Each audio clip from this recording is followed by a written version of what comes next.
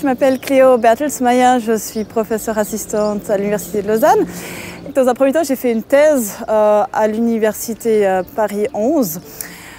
C'était une thèse sur les impacts du changement climatique sur les espèces invasives.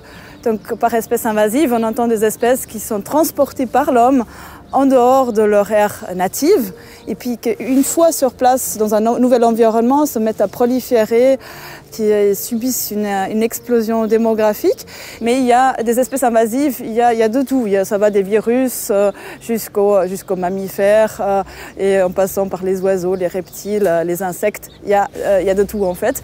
Et toutes ces espèces sont transportées dans le monde par l'humain en fait. Alors le grand problème des espèces invasives, c'est qu'elles affectent la biodiversité en fait. La biodiversité est absolument essentielle pour l'humanité, d'une part parce que la biodiversité fournit d'importants services écosystémiques, donc c'est l'épuration des eaux, le sol, tous les systèmes de pollinisation par exemple. Et sans biodiversité, il ne peut pas y avoir d'humanité durable, c'est impossible.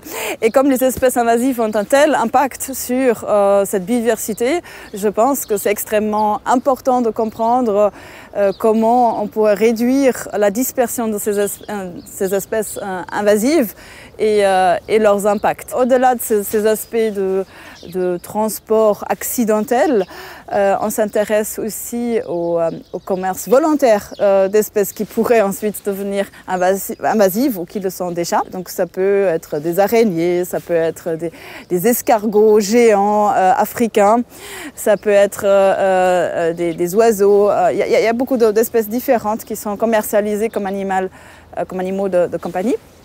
Et parmi ces espèces, il y a toujours des individus qui sont relâchés par leurs propriétaires.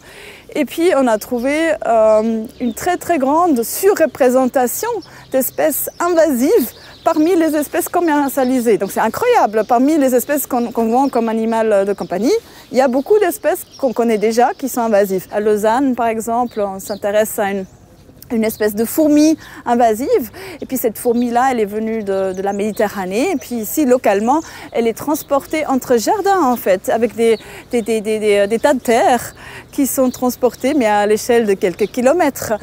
Et en fait, souvent, les gens ne sont pas du tout sensibilisés à qu'est-ce que ça peut faire si je transporte un tas de terre de Lutry à Morges ou inversement. Est-ce qu'il y a un problème avec ça? Oui, il y a un problème parce qu'actuellement, on a cette espèce de fourmi qu'on risque de disperser localement.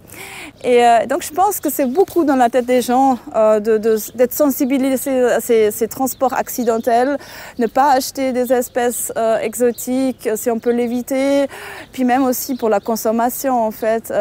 Il y a quand même un mouvement plus général de consommer plus localement des fruits et légumes plutôt que d'acheter des choses qui viennent de l'autre bout de la terre. Mes questions prioritaires sont de comprendre comment cette mondialisation se fait aujourd'hui, comment elle transporte aujourd'hui des espèces, quelles sont les régions les plus à risque de quel groupe d'espèces.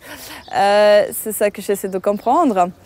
Et puis l'histoire humaine aussi, quelles espèces sont arrivées, avec est-ce que les différents systèmes politiques, par exemple, ont pu avoir un impact sur la dispersion. C'est ce genre de choses que j'essaie de comprendre, le lien entre l'histoire, qu'est-ce qu'il y a là aujourd'hui comme espèce, et puis donc, ce à quoi on pourrait s'attendre dans le futur. Mon engagement, c'est d'essayer de vulgariser ces recherches. Et puis je vois que ça peut avoir un impact pour changer les attitudes des gens et puis vraiment les faire réfléchir plus au mode de consommation qu'on a. Est-ce qu'il faut acheter vraiment les fruits et légumes venus de l'autre bout du monde? Est-ce qu'il faut acheter un animal de compagnie qui est un oiseau venant de la forêt amazonienne? Et puis est-ce qu'on a envie de le relâcher ici? Donc tout ça, c'est des sensibilisations des gens que je pense que collectivement, ça peut quand même contribuer à changer les façons de vivre.